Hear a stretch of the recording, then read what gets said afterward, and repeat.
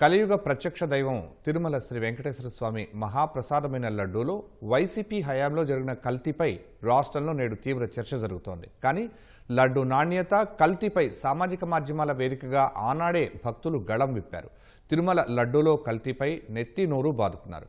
వరుస ట్వీట్లు, పోస్టుల ద్వారా తమ ఆవేదనను పదే పదే వ్యక్తం చేశారు. అయినా జగన్ మొదలుకొని నాటి టీటీడీ పాలక మండలి వరకు ఒక్కరంటే ఒక్కరు పట్టించుకోలేదు. తాజాగా సిట్ నివేదికలో భక్తులు నాడు పోస్ట్ చేసిన ట్వీట్లు మరోసారి తెరపైకి వచ్చాయి.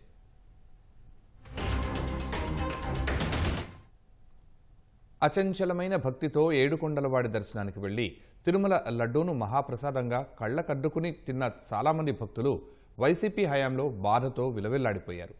లడ్డూ కల్తీ జరిగిందని సామాజిక మాధ్యమాల వేదికగా ఆనాడే గళం విప్పారు.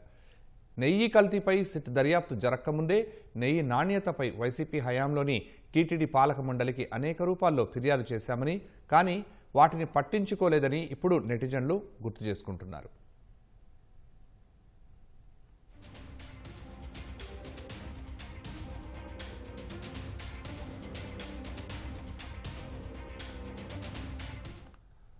లడ్డూ నాణ్యత సరిగా లేదని, పొడిపొడిగా అయిపోతోందంటూ భక్తులు నాడే ఫిర్యాదులు చేశారు.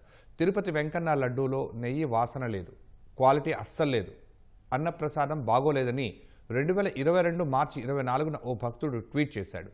లడ్డూ ప్రసాదం కొద్దిగా రుచి చూసినా దద్దుర్లు వస్తున్నాయని, మహాప్రభు సరిచేయండంటూ 2022 మే 29న సోషల్ మీడియా పోస్టు ద్వారా మరో భక్తుడు ఆవేదన వ్యక్తం చేశాడు. తిరుపతి లడ్డూను ముక్కు దగ్గర పెట్టుకున్న వాసన రావడం లేదని, లడ్డూలకు వెళ్లాల్సిన నెయ్యిని కూడా నాకేస్తున్నారా అంటూ 2021 మార్చి 13 ఇంకో భక్తుడు ఆగ్రహం వ్యక్తం చేశారు. ప్రసాదంలో నెయ్యి మాయం అంటూ 2023 మే 21వ తేదీన ఓ భక్తుడు ట్వీట్ చేశారు. లడ్డూ క్వాలిటీ బాగోలేదని, కౌంటర్లో ఇచ్చినప్పుడే పొడైపోతోందని నాటి ప్రభుత్వంలో ట్వీట్ ద్వారా ఓ భక్తుడు వెల్లడించారు. లడ్డూలో నెయ్యి వాసనే లేదని, అసలు నెయ్యి ఉన్నట్టుగా లేదని భక్తుడు ఫిర్యాదుల్లో పేర్కొన్నారు. నాటి టీటీడీ చైర్మన్ సుబ్బారెడ్డి, భూమన కరుణాకర్ రెడ్డిలకే భక్తులు నేరుగా ఫిర్యాదులు చేశారు.